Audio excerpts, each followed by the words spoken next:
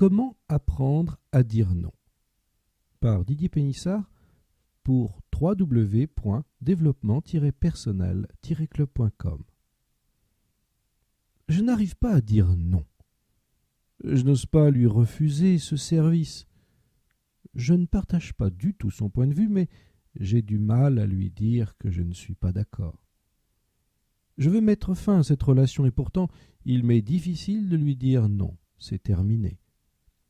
Il m'agace avec ses critiques. Pourtant, je voudrais bien qu'il cesse sans pouvoir lui dire stop, etc. Ces situations ne vous parlent-elles pas? Si c'est le cas, il y a fort à parier que vous manquez de vous affirmer. L'affirmation de soi est vitale si vous voulez vivre épanoui et en possession de vos pleines capacités.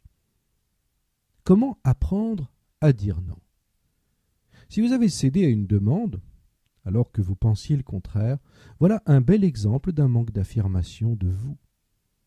Je vais prendre le contre-pied de cette croyance. Ce n'est pas en disant oui à tout bout de champ que vous serez mieux apprécié, c'est même le contraire. En réalité, dire non, c'est faire preuve d'expression de votre vraie personnalité.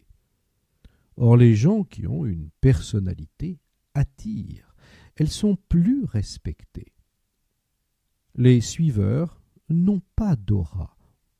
En disant oui, dès qu'on vous le demande, sachez que vous perdez de votre influence. Dire oui pour faire plaisir, ou ne pas oser refuser, vous affaiblira. C'est bien là le paradoxe. On pense trop souvent que dire oui est une manière d'être bien vu. C'est sans doute un concept très culturel qui pousse à dire oui alors que l'on pense non. La deuxième fausse croyance est que si on dit non, on perd l'estime de celles et ceux qui nous aiment. C'est faux. Une étude menée par une équipe de psychologues de Ontario a mis en évidence que les personnes qui savent dire non, quand cela est jugé nécessaire, gardent l'estime des autres. Mieux, elles se disent finalement plus influentes et mieux respectées au final.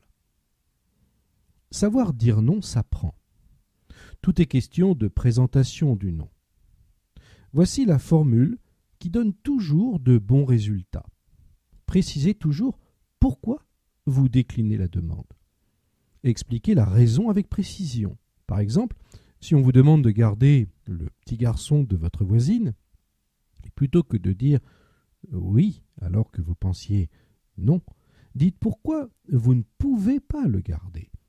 Je suis désolé, j'aurais bien gardé votre fils, mais ce soir, je dois terminer ce travail que je dois remplir lundi sans faute. Remarquez que vous avez précisé ici la raison, en l'occurrence le travail. Mais si vous êtes fatigué, dites-le. Je suis trop fatigué pour garder votre fils ce soir. Je ne pourrai pas bien m'en occuper et cela, je ne le souhaite pas, car votre fils mérite beaucoup d'attention. Vous remarquerez que si vous précisez la raison de votre non, vous parviendrez à vous affirmer tout en conservant l'estime des autres. Une habitude libératrice. Comment une nouvelle habitude qui se forge, savoir dire non, vous permet de vous libérer? Car conserver au fond de soi une frustration de dire oui alors que vous pensez non peut finir par se transformer en une somatisation qui peut se manifester par au mieux de l'énervement et au pire des troubles de santé. Affirmer un refus avec le tact nécessaire est la clé pour libérer vos ressources cachées. Ce sont des verrous qui se libèrent et livrent en même temps des potentialités. Au contraire, ne pas s'affirmer dans le non ou un refus cadenasse nos ressources. Avec le temps, cela deviendra comme une seconde habitude. Vous pourrez dire non tout en conservant votre sérénité. Je vous recommande, si ce sujet vous intéresse, comment développer un puissant sentiment de confiance sur www.confiance-en-moi.com. Merci de votre attention et à très bientôt. Au revoir.